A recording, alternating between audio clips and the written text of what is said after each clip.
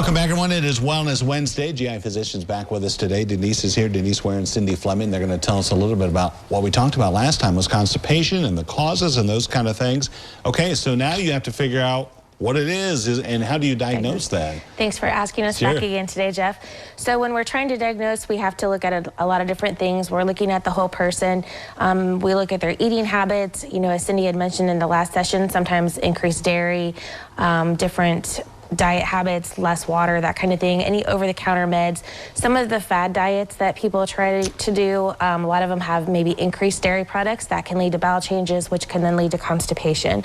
Obviously, when the patients come in, we're listening to their symptoms and their concerns as to how many times a week, that stool description on the Bristol stool scale.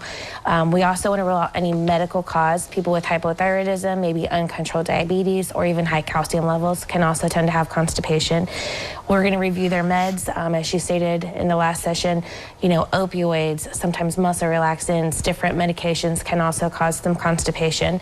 As far as testing, the first and best test that we have so far is the colonoscopy. That's the procedure that Dr. Codpelli does at our center. When he's doing the colonoscopy, he's looking for causes of constipation, such as maybe a blockage due to cancer. At that time, if there is something like that, he's going to get multiple biopsies, send him off to the lab to see what's going on. He also is looking for Crohn's disease. Some diseases can cause strictures or narrowed areas as well. So if that's causing the constipation, he can go ahead and try to open that up, dilate that while he's in there. He's also looking for diverticulosis, the little pockets in the colon, which can cause some problems. And then any polyps, even including large polyps, which are removed during the procedure as well and sent off to the lab. Another test that our office offers is anorectal manometry. That test is done to help assess if the rectum and the sphincter muscle are working together in coordination with each other. Okay. And if not, they can get diagnosed with pelvic floor dysfunction. We used to use defecography, but that's not really used too much anymore. Okay. The last test that we can sometimes use when all of the treatments have failed and we may have to be referring them to a surgeon is called a colonic transit time with SITS markers. So. Wow, you guys got all kinds of techniques. Yes, we do. Okay, so we hear about that bloating and you feel terrible. When do you get to that point where you say, I need to come see you guys? So we always recommend coming to see us GI providers at GI Physicians whenever constipation is a new problem or a concern. Okay. Especially in lifestyle changes, diet changes, or even over-the-counter medications, laxatives or stool softeners have not helped to improve the bowel movements. And also if there's bright red blood in the stool, painful bowel movements, or even constipation that has lasted longer than a 2-week time period.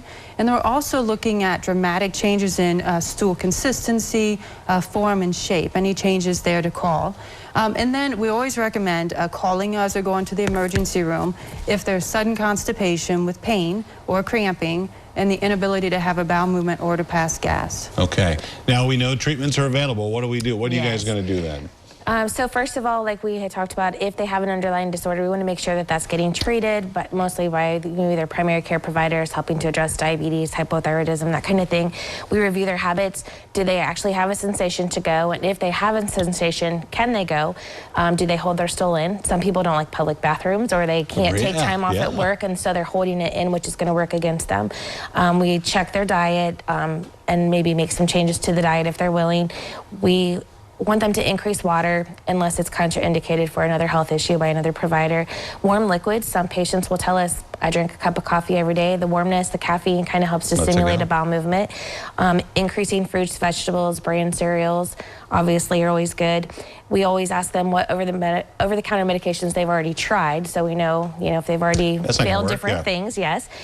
We tell them, please don't ignore the urge to go, but yet you don't want to be sitting on the toilet for more than 10 minutes. Try to decrease that toilet time. Also, I know a while ago they had like those little squatty potty things, right? We were just looking on YouTube the other day. That's right. So that's something that it helps to open the recto-anal angle for stool to pass a little bit easier. Also, we have the biofeedback, and that is for the pelvic floor dysfunction, different exercises that they can do, and that would be based on manometry results. If these measures fail, then we can move on to laxatives. We don't use stimulant laxatives long term because it can cause issues with the colon. Those are things like senna and some of the herbal laxatives. We use bulking agents, fiber, whether it's natural or capsules, pills, gummies, whatever they need to take, and we recommend 40 to 60 grams of fiber a day. If they're still having problems, then as specialists, we can prescribe different medications that either increase the stimulation in the bowel or pull in fluid into the colon, which then will help them to have bowel movements. With the overall goal, we want them to try to have 2 to 3 bowel movements a week. Okay, I love the fact that you find the specific root cause and then take the measures that, you know, go hand in hand with that. Thank you, ladies. Appreciate it. Good information as always. And we'll be back right after this.